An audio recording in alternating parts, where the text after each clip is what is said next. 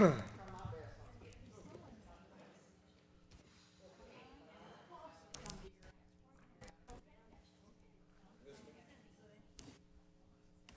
course. Always glad to have it back. I wasn't here before, so.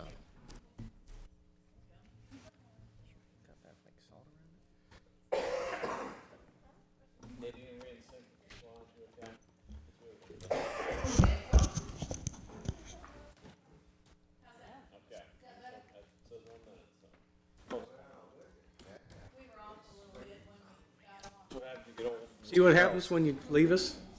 You miss all kinds of stuff. You know, if you wanted to leave again, I could make some more upgrades.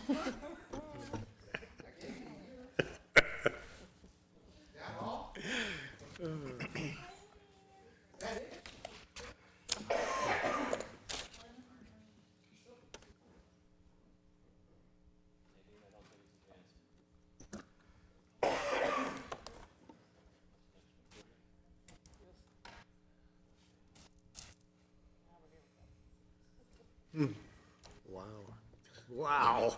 Wow.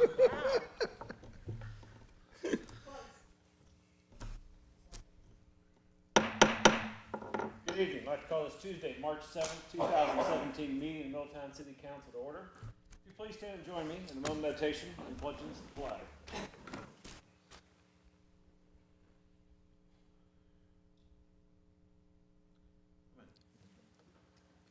Pledge allegiance to the flag of the United States of America and to the republic for which it stands, one nation, under God, indivisible, with liberty and justice for all. Ms. Skank, would you please call the roll? Ms. Bronston. Here. Mr. Bohannon. Here. Mr. Moon. Here? Here. Here. All right, our first item this evening is a presentation. I'd like to invite Ms. Linda Kissel from ProCare down in the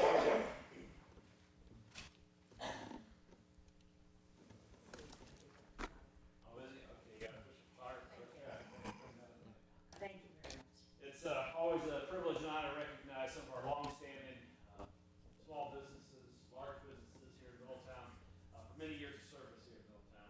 So on behalf of council, this proclamation is meant to recognize your 45 years here in Middletown. Whereas, for the past 45 years, ProCare Carpet Cleaning has been Middletown, Ohio's trusted choice for carpet, upholstery, and rug cleaning and water damage restoration. They have served more than 6,800 customers in local areas of Middletown, Trenton, Monroe, Dayton, and Cincinnati. And whereas, ProCare Carpet Cleaning has a certified, bonded, insured, and punctual technicians to get the job done right. The entire staff is knowledgeable, courteous, and professional. And whereas, since 1972, ProCare Carpet Cleaning has been the best choice for the finest in cleaning at an affordable price. Their services for both residential and commercial customers include upholstery cleaning, water extraction services, emergency water damage restoration, air rug cleaning, and auto cleaning. And whereas ProCare Carpet Cleaning has been built on the highest of ethics and provides outstanding customer service. In the last 26 years, ProCare Carpet Cleaning has grown from 500 customers to more than 6,800 customers. And whereas it is fitting we should join in this expression of our pride and appreciation on the occasion of its 45th anniversary and extend our sincere congratulations and best wishes for many years of continued growth and success in our community. And therefore, by the power vested in me as Mayor of the City of Middletown, County of Butler, and Warren, State of Ohio, I do hereby proclaim March 7th, 2017 as a day to recognize and celebrate the 45th anniversary of ProCare Carpet Cleaning. Congratulations, Wendy. Thank you. Thank Keep you. it up, and I look Mayor forward to seeing you down here, Morgan, too. thank you very much. Would you like to offer a few words and share what else is going on at ProCare? Not to put you on the No, spot, but I okay. just want to thank everybody, thank the city of Middletown and the leaders of Middletown. It's been an incredible journey for me so far, and I continue to support the community, take care of the customers, and I'm very proud to do that. Thank you. This is an honor for me. Thank you very much. Thank you. Appreciate you coming down today. Well done. All right, now I've received no citizen comment cards this evening, so we can move on to our city manager reports. Mr. Atkins? Good evening, Mayor and City Council. I've got 4 items on the City Manager reports for this evening. We're going to start with a presentation by Middletown Moving Forward and the Community Building Institute to present the results of the Community Visioning Project. I'll ask Callista and Karen to come on down, and I'll get out of the way and try not to screw up the PowerPoint. Good evening. Good evening, Council. Thank you so much for having us here. Thank you, Doug, for hosting us as part of the City Manager's Report. I've met many of you. Callista Smith, Executive Director of Middletown Moving Forward, the city's Community Improvement Corporation, and I'm here as a partner with Community Building Institute and Karen Maney, and Karen will kick us off. Good evening. Good evening. Thank you so much for inviting us here. Some communities allow the future to happen to them. Successful communities recognize the future as something they can create. These communities take the time to produce a vision of the future they desire and employ a process that helps them achieve their goals. Successful communities understand that the things that they dream about will only come true through great effort, determination, and teamwork. The City of Middletown is one of those communities. What If Middletown Visioning process was an initial step to inform the overall City of Middletown plan and other community planning processes. Interest in the comprehensive visioning process emerged after Middletown community leaders took a trip to Greenville, South Carolina, on a trip that was organized by Middletown Moving Forward and was sponsored by Middletown Community Foundation and by the Atrium Medical Center. Goals for the visioning process were to bring together all sectors of the community to identify problems, evaluate changing climates, and to build collective approaches to improve the quality of life in Middletown. With leadership from CBI Middletown, Middletown Moving Forward, a steering committee was formed to engage members of diverse backgrounds, stages of life, and roles in the community. Steering committee consisted of 12 members. They helped plan and facilitate community conversations and workshops. They informed content of the vision report based on compiled data, and they ensured the process coordinated with other Middletown strategic efforts. The input began back in summer of 2015 when we were out at the National Night Out, and we had cards that said, "I want in my Middletown." And we went out and I engaged lots of people that night. We went to the Balloon Festival, we went to other different community events to continue to engage these cards, as well as other social groups, such as the Middletown professionals, young professionals. We also did a survey online with more specific questions based on 9 different areas. We had community conversations with approximately 150 people in 25 settings. All in all, approximately 2,500 ideas were collected, and you can kind of see that we were in Post-it hell, actually, in doing that. I shouldn't say that probably in here, but that's what it was. So those ideas were actually synthesized by priority, feasibility, and impact by the leadership team into 9 different areas. I won't go into those at the moment because they ended up being shrunk. But 3 themes actually did come out of this process. The first one was civic pride, which Callista will go into a little bit more in depth, economic development, and lifestyle. On February 29th, 2016, a community-wide meeting with 40 participants was held at the Atrium. We reflected on all the comments and identified possible missed themes. We also prioritized that they were important, what was important to the community. And what we did was we boiled them down into 6 areas, and the vision was wrapped around it. These were wrapped around the vision: arts, entertainment and recreation, education, health, wellness and safety, housing and neighborhoods, jobs, economy and commerce, and transportation.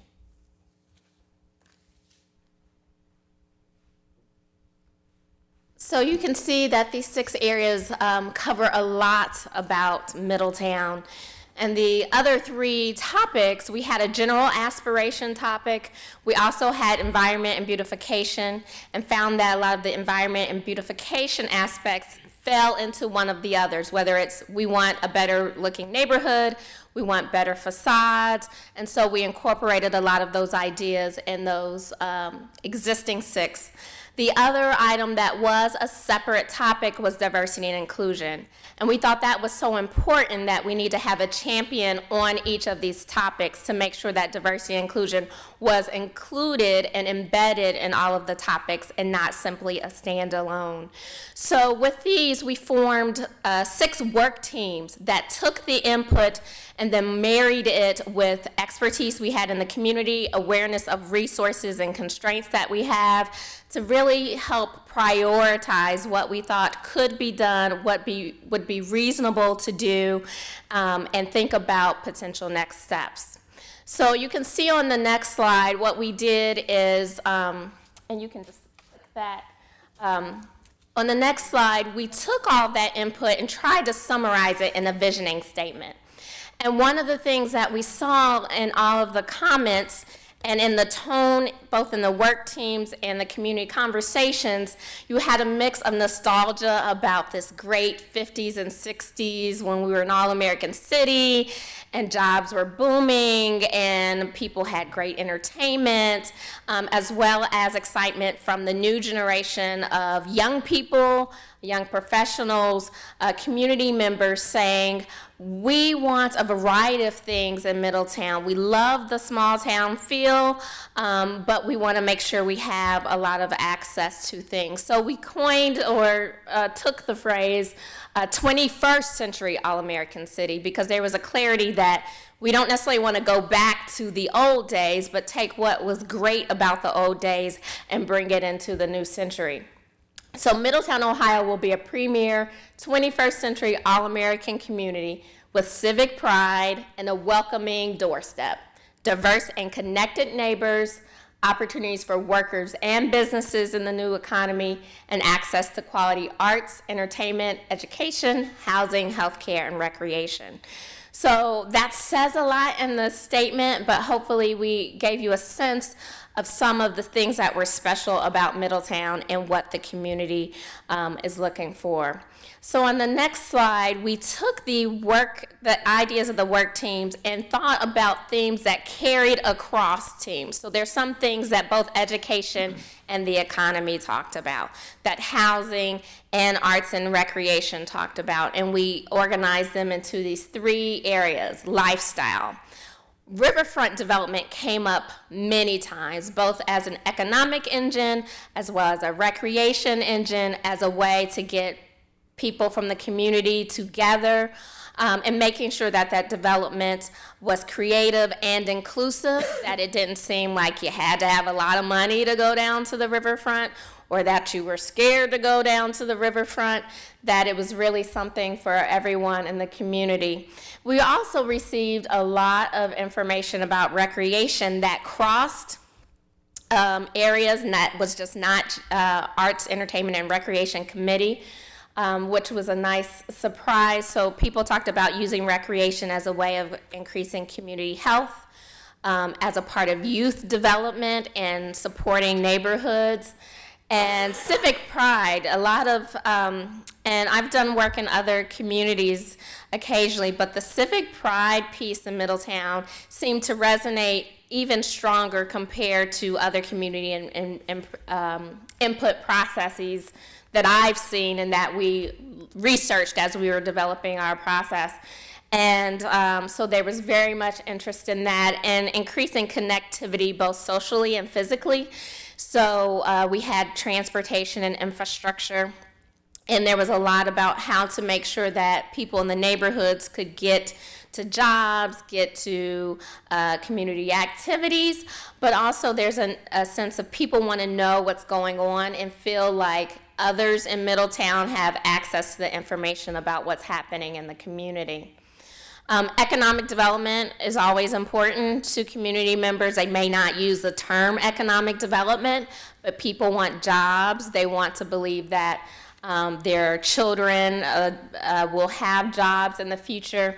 And in both the jobs and economy team as well as the education team, there was this reinforcement of making sure there's a match between what we're teaching in schools and the jobs we are preparing students for, both in the K-12 level as well as in higher ed, to what the business need is, and how do we support career exploration toward job growth in a more robust way.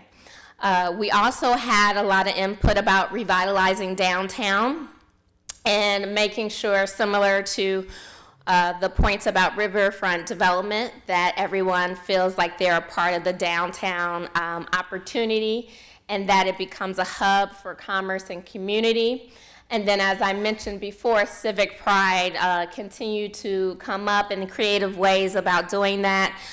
Whether it's making sure there's clear branding about Middletown and community assets that both residents can tie into as well as visitors to be aware of what's happening. How do we promote the great things happening in the community, both small and large, as well as how do we attract and retain residents? How do we keep the people here feel like they're here out of choice and not necessarily because they're stuck in Middletown, as well as attract young professionals and new families, and that they feel that they can spend the rest of their lives in Middletown. There were a lot of creative ideas that came out of the process from different committees, including incentives to live and work here. So if you work for the city, is there ways to incentivize that people live in Middletown proper? If you graduate from Cincinnati State, is there some incentive or welcoming package that you can rent your apartment after you graduate here, buy your first house here? And then other ideas about street showcase, particularly as we're looking to support the neighborhoods. Are there ways to garner resources one block or one street at a time to make communities successful as a demonstration, and then rotate among streets and communities? So we take one street and we say, okay, we're going to have a healthy initiative among neighbors. We're going to do a street cleanup. We're going to have a special after-school program that's focused on this block or this street, and really promote and gather resources and see if it really elevates block by block what we can do. Cincinnati has done something similar to this on a neighborhood basis, but starting small with the block or street was something that was of interest and brought together multiple ideas across committees. If we go to the next slide, not only are there great ideas in the report that we're going to provide to you, but we want to make sure we're measuring progress. And so some of the things that we want to measure, and these are things that the community may already be measuring or are publicly available from census reports, but our goal is to keep a sense of, are we making progress to a greater vision of this all-American 21st century community. So we want to measure education, everything from preparedness for kindergarten, aligned to things like the READY initiative led by the Community Foundation, to being a graduate ready, a high school graduate ready for college or career, either as demonstrated through ACT scores or industry credentialing. And that we are having people who are gainfully employed. There's a lot of feedback that we want to capitalize on our manufacturing history and our industrial history and move towards new technologies and prepare people for those jobs, as well as attract people along the supply chain for strong businesses that are growing, not just providing jobs and just breaking even, but really thriving in Middletown and really getting the resources they need. And then also measuring some impacts on the neighborhoods and communities, particularly, are there ways to look at how more households are moving above the poverty level in Middletown, and how we are going with our housing stock and housing values and median values, particularly in relation to the region. And then last but not least, starting to measure some health outcomes, potentially partnering with various community organizations, including United Way or Atrium Medical Center, and thinking about how do we measure community health as a part of what we do. So our next steps from the steering committee and the work teams, we asked for a few volunteers who would be willing to hang on with us for a few more months to make sure we're transitioning this great report not to sit on the shelf, but really be embedded in the community. So what we're starting to do, including what we're doing here today with City Council, is reaching out to a variety of Middletown organizations, sharing the report even more formally, and seeking what, for lack of a better term, is an endorsement, but saying, here's the report of the community. Are you willing to say that you would consider it as a voice in what the community needs and align it to the activities that you're doing, as well as an opportunity for organizations to share with us and for us to work on a larger scale to communicate what we actually have in Middletown that might relate to the ideas we're having. So we're planning these meetings over the next couple of months, and we would welcome a list or make sure we're touching base with key organizations, and then continue to beat the drum in the community, potentially have a community-wide announcement, and then work on a regular rotation, either quarterly or semi-annually, where organizations get together, perhaps through some regular community conveners like United Way, to give an update on what's happening, how are we addressing the vision, and giving regular updates community-wide on multiple organizations for the vision. As you've seen, some of the ideas here are pertinent to the city and the city council formally and city administration, and other things are more with the lowercase city and maybe the public schools or community health organizations will be more involved in. So we really do want to network and support the whole community in taking on this vision. So what we would like to leave you with today to think about, and we have documents that Karen will share with you and will also provide electronically, is to take the plan and take a look at it over the next month, review, provide comments or questions, and then consider how the city might align its resources and planning efforts to the priorities identified in the plan. So with that, we'll be open to questions. Okay. Any questions for Ms. Smith or Ms. Maney? Can you email us the presentation? Or did Yes, we will be happy to do. Did you mention that already? Yeah, we can email both the presentation as well as a version of the plan that's before you. We've had versions of the plan for the last couple months, but we finally got a nice little design and pictures in it for you. Anything else for Ms. Smith? Very well done, I will say that. It's been a long process, but very well done, very well executed. I remember those visits down to Greenville and the planning stages for it, and I think it's great that we've reached this point and excited to be part of the rollout here. This is great. Thank you, Mr. Mayor, and thank you all for your support, and thank you, Nadine, for letting me squeeze in some PowerPoint slides. Yeah. All right, thank you. Thank you, Karen. Your Honors, we've been talking about the master plan for this year. You can start to see these pieces starting to come together. You know, you've seen the downtown plan. We were in the process of taking that to Planning Commission, getting any comments from them. At some point in the next month or two, as it rolls along, we'll come back to you and say, do you have any last questions?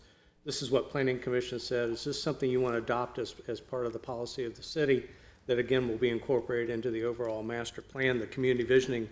You're starting to see, again, similar things, develop the downtown, get the riverfront going, get recreational opportunities, all things that we're working on in other areas that are all starting to, I hope, line us up to a common vision with where we're heading. So we'll do the same thing with this. We'll let you take this, let you, read it, think about it, digest it, question it, and somewhere down the road as we move forward, we'll be asking if you have any other comments, any other concerns. And is it something that we want to use as part of our master planning to kind of as a framework. I've talked about the things I need to get our paving done and things like that, but this is kind of the framework for what we want.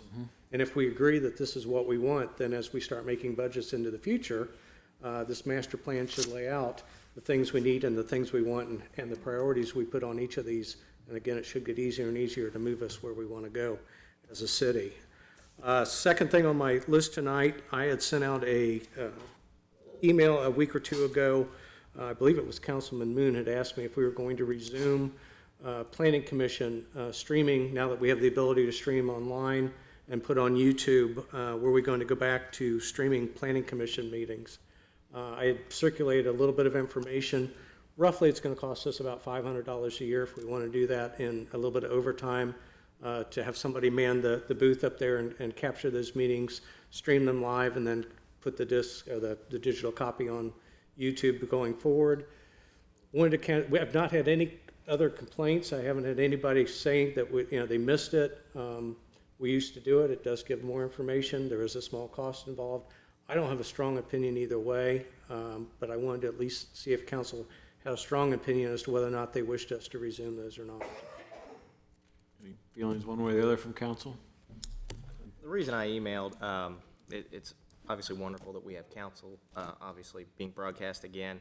If the budget allows, I know the budget is incredibly tight. Like you said, if it's a question that nobody has strong opinions, I would lean towards the side of transparency and an educated public.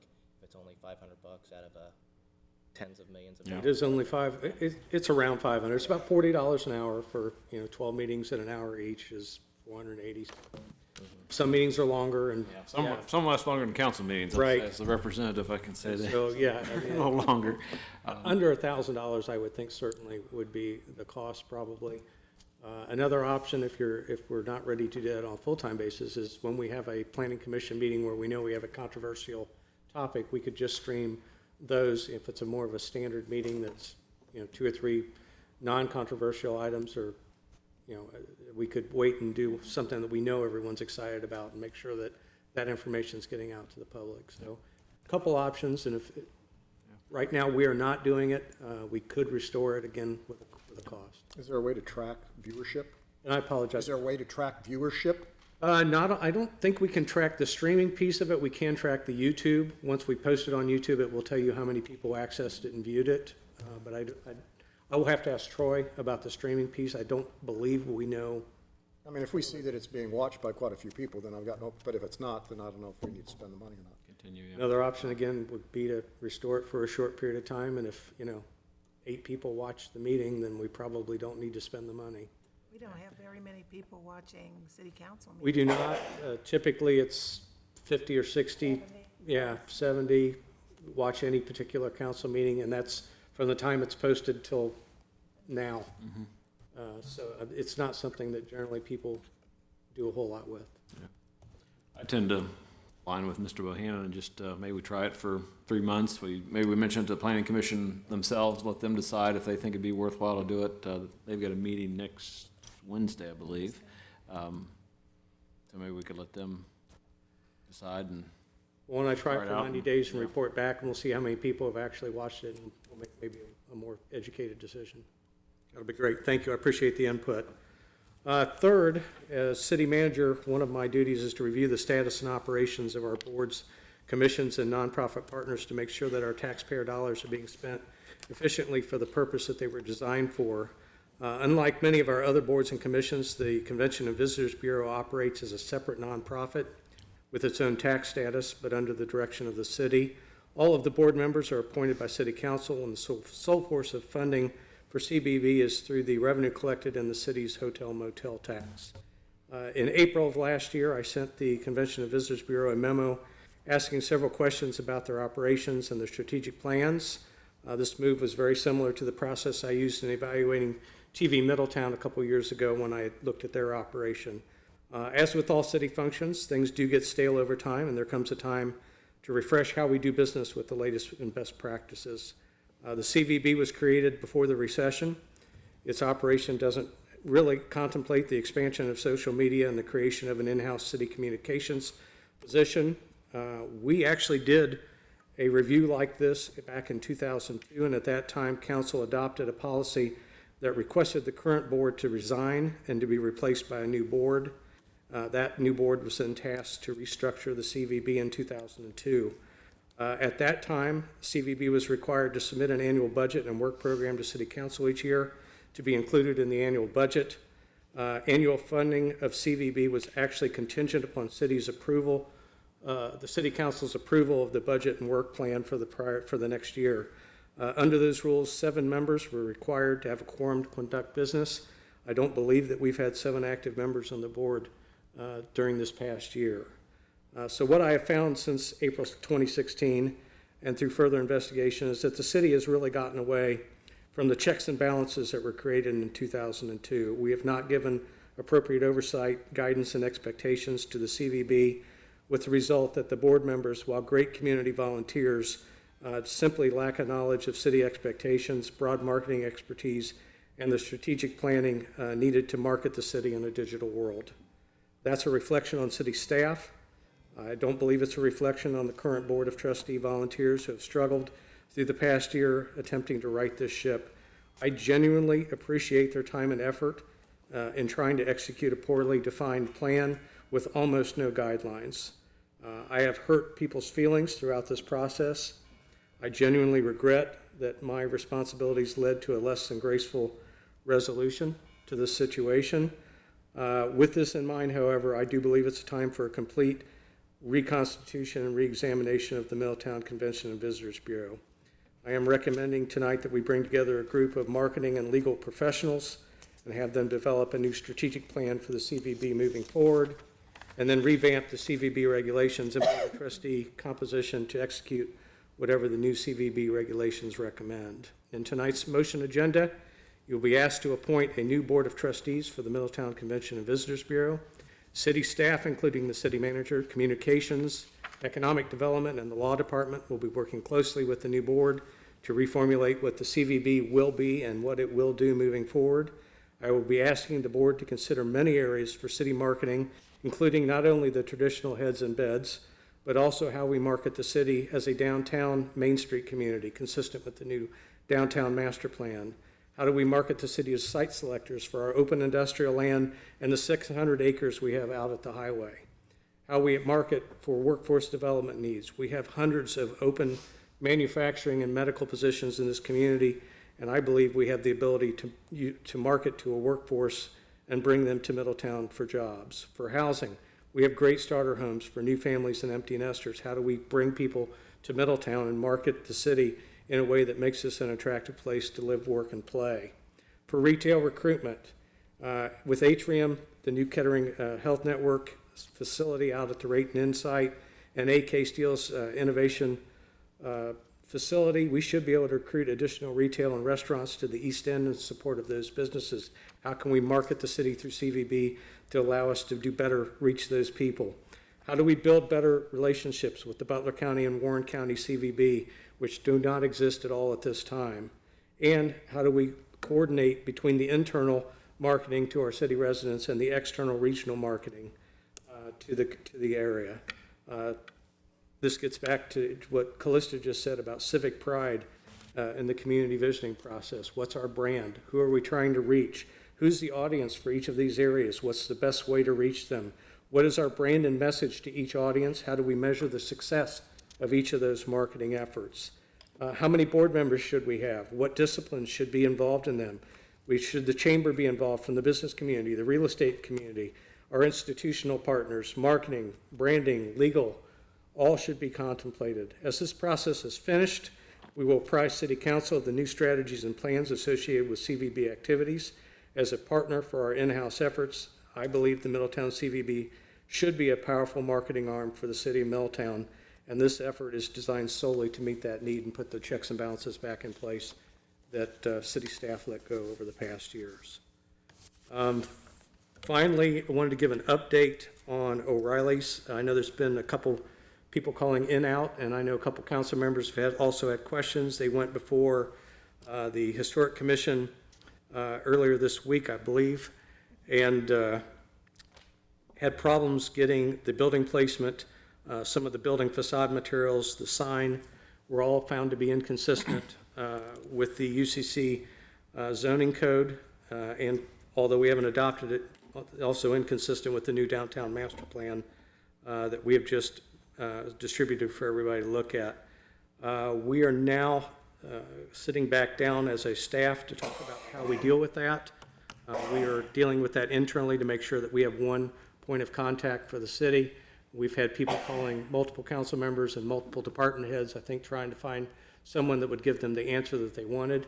And we will try to help them get there, but we need to have one person. The other piece of this is he is represented by council, and so we want to make sure that if they're represented by council, we're not bypassing their legal representation and dealing with the client. So staff will be getting together. We will be trying to formulate where we go through here. What are the likely obstacles at the Board of Zoning Appeals, and how are we going to try to get out in front of them in a way that we can present something that the city can support, that BZA has a likelihood of passing, that will allow this to move forward. We appointed these boards for them to do this job. I mean, we appointed people that we thought would represent the Historic Commission and the BZA in a way that best represented the city. Those do not normally come on to you for review or approval. The next step after that, if they don't like it, is to file an appeal in common pleas court. That being said, if council has an opinion as to how much we're willing to bend our standards and how much we would like to have O'Reilly's downtown versus, and I'm not making a judgment about the business, this is more about what are we going to have downtown. That is a gateway coming into downtown. I can argue this both ways. I can tell you that there's a auto parts store right next door that, why can't it look like that? I can then tell you the answer is because it's a gateway in, and we just went through all this community visioning and all this downtown process, and the UCC code says buildings need to be up at the street, parking needs to be in the back. I can argue it both ways. We will go forward. I hate to right out of the gate. I will tell you my personal view is I hate right out of the gate to say we have a UCC code that says everything has to be up front, and we have certain design standards on facades. Can't be a pole sign, it has to be a monument sign. We have a new downtown plan that says this is how we're going to do our business. I hate to jump right off the gate and say, but not our first thing that comes through us. That being said, I'm willing to look at whatever we want to do. And if council has input, I will certainly incorporate that into discussions with staff, and we will meet then with their legal counsel and try to come up with something that would allow this to go forward. You looking for input tonight or via email, or what's the timeline? Whatever council would like to provide. Doesn't have to be tonight. I don't want to put anybody on the spot, but if there is something that you want to say, or if you want to email me later so that I can, again, as we're talking to staff, we can at least talk about, and frankly, BZA will do what BZA will do. It always helps when we have a common message to go forward. Sometimes they don't follow our common message, but that's okay too. That's why they're there. Any thoughts or comments initially from council for Mr. Atkins? Yeah, I'm willing to admit that I've been contacted. I guess my biggest concern is how staff handled the situation. And I don't know, I've only heard one side of it. I've only heard their side of it about the difficulties they had with staff and representations which were made and then changed. And even if I wasn't on council, I'd be concerned about what's the city doing here? We obviously are interested in bringing businesses to the city. This is a relatively small business, and it strikes me that we didn't get it right. Either way, we just didn't get it right, and that's not the image that we want to present out there in the world. And so I guess I am more concerned about what we did than the decisions that were made and how we did it. I would tell you the representations they weren't concrete. We probably led them to believe, but we did not say we would approve it. We could have been more clear. We definitely could have been more clear in how we handled things. We didn't put our best foot forward on this one. I think that's an accurate statement. I wish we had handled it a little better.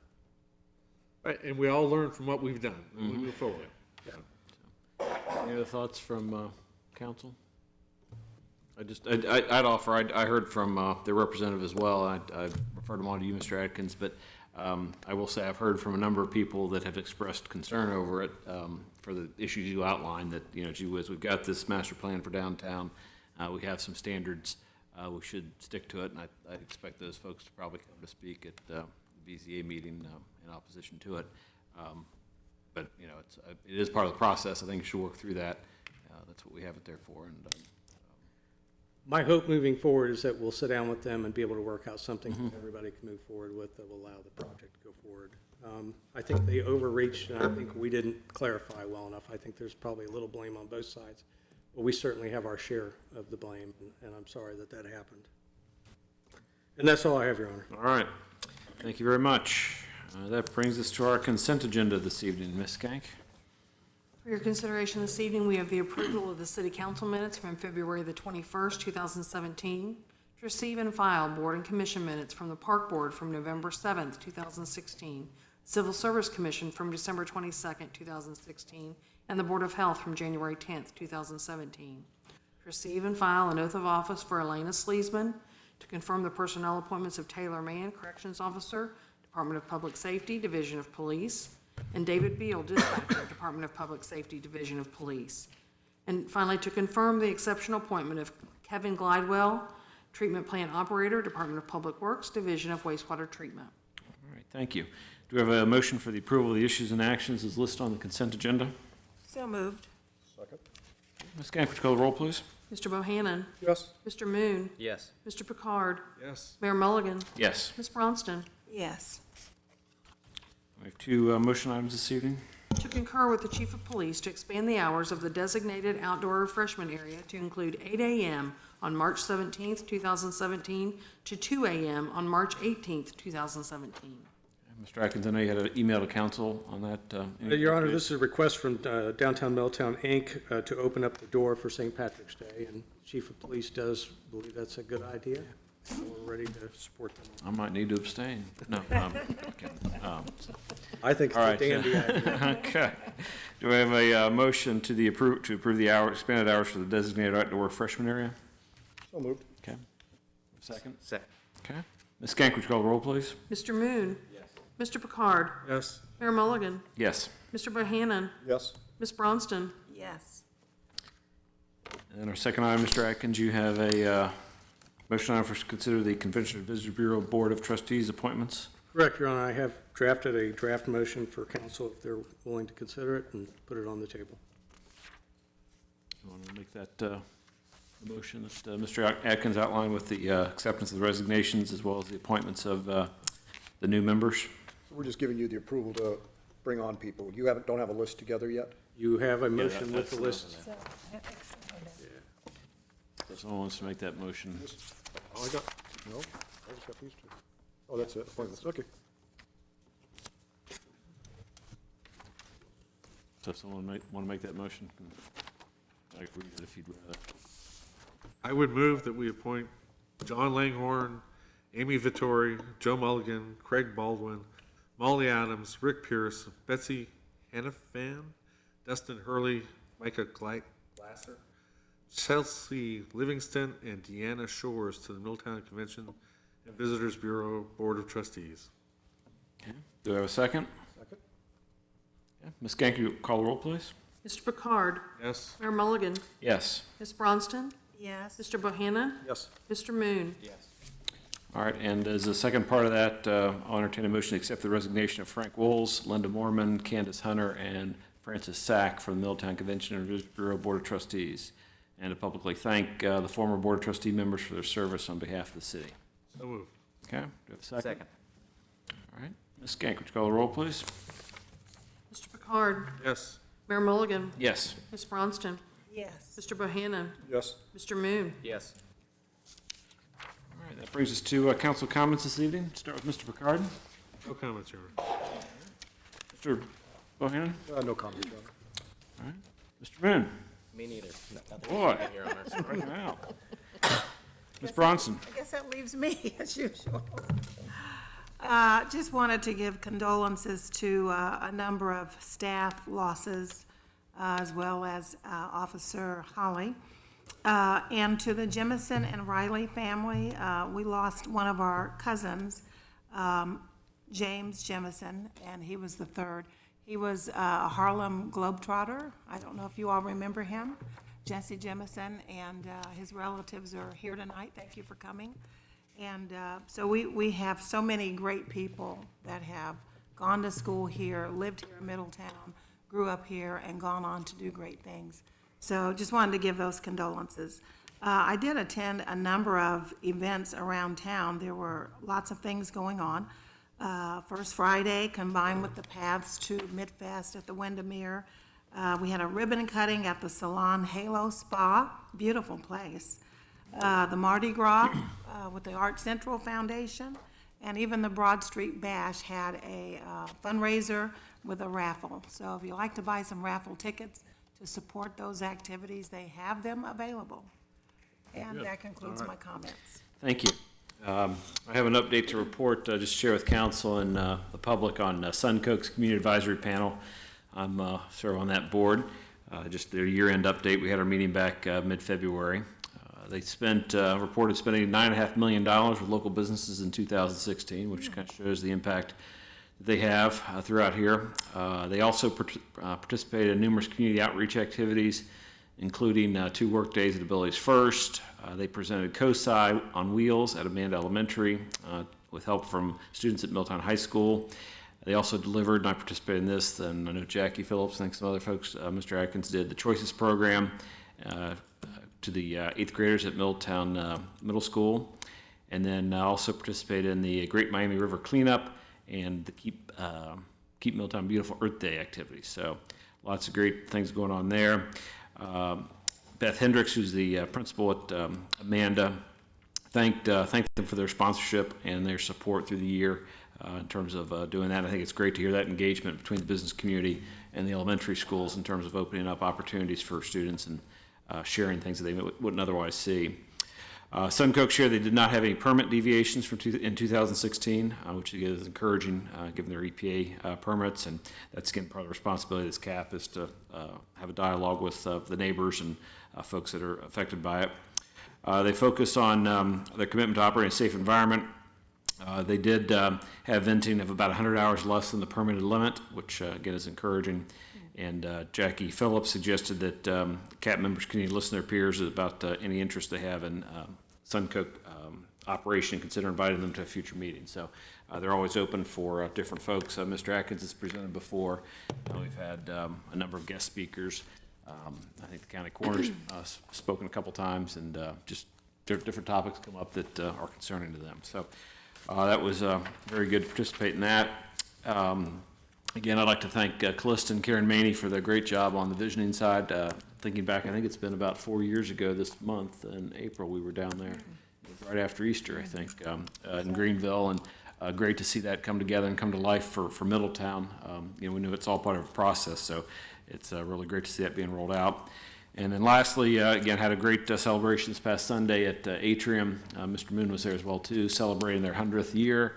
Significant milestone for any business, but you think about the life of the hospital, how it's changed with the community and what they've done. It's a great testament to all they do and continue to do in the city. So great to participate in that as well. With that, Ms. Fox, we can move on to our legislation for this evening. Thank you, Mayor. There are 5 pieces of legislation on the agenda for this evening, 4 of which are emergencies. Therefore, we will need a motion to waive the charter provision, requiring 2 separate readings as to the following ordinances and resolutions. The first would be resolution number R 2017-05. The second would be resolution number R 2017-06. The third would be ordinance number O 2017-10. And lastly would be ordinance number O 2017-11. Mayor, I'll make a motion to waive the charter that requires 2 readings on 2 separate days for both resolutions R 2017-05 and 06, ordinances O 2017-10 and -11 to be declared emergency measures to be read one time only. Do I have a second? Second. Okay, Ms. Skank, would you call the roll, please? Mayor Mulligan? Yes. Ms. Bronston? Yes. Mr. Bohannon? Yes. Mr. Moon? Yes. Mr. Picard? Yes. First up, Your Honor, would be resolution number R 2017-05. This is a resolution declaring the necessity of repairing certain sidewalks, curbs, gutters, and driveway aprons in the city of Middletown, requiring that abutting property owners repair the same and declaring an emergency. Do a motion to adopt? So moved. Second. Okay, I know we had a presentation on this last time. Any other additional comments, Mr. Atkins? No, Your Honor. Okay, any comments from council? All right, Ms. Kank, would you call the roll, please? Ms. Bronston, Yes. Mr. Bohannon, Yes. Mr. Moon, Yes. Mr. Picard, Yes. Mayor Mulligan. Yes. Next is resolution number R 2017-06. This is a resolution declaring the necessity of repairing certain sidewalks, curbs, and gutters. This is the same It is the same. in the city of Middletown, requiring that abutting property owners repair the same and declaring an emergency. Okay, do a motion to adopt? So moved. Second. Okay, any discussion or comments? We've had a presentation on this. Ms. Kank, would you call the roll, please? Mr. Bohannon, Yes. Mr. Moon, Yes. Mr. Picard, Yes. Mayor Mulligan, Yes. Ms. Bronston. Yes. Next up is ordinance number O 2017-10. This is an ordinance authorizing the submission of an application for federal assistance, a consolidated plan, and a projected use of funds under Title I of the Housing and Community Development Act of 1974. This is as amended for program year 2017 and declaring an emergency. Okay, do a motion to adopt? So moved. Second. Second. Okay, I know we had a public hearing last time and a report. Anything to add, Mr. Atkins? No, Your Honor. Okay, anything from council? Ms. Kank, would you call the roll, please? Mr. Moon, Yes. Mr. Picard, Yes. Mayor Mulligan, Yes. Mr. Bohannon, Yes. Ms. Bronston. Yes. Next up is ordinance number O 2017-11. This is an ordinance authorizing the city manager to enter into a memorandum of understanding with the model group and declaring an emergency. Okay, do a motion to adopt? So moved. Second. Okay. Mr. Atkins? Yes, Your Honor. Back when I was in community revitalization, we had members of the model group come up from over the Orion area and toured downtown Middletown as part of an effort to cultivate strategies to redevelop the area around Main Street and Central Avenue. One of the areas that we've talked about at that time and is now coming to fruition is the Hope House on Main Street. The model group, in partnership with City Gospel Missions and Hope House, now has an opportunity to provide development funding for the construction of a facility that would move Hope House off of Main Street and over to the Old Abilities First Building at 1001 Grove Street. The way that would be done is through low-income housing tax credits.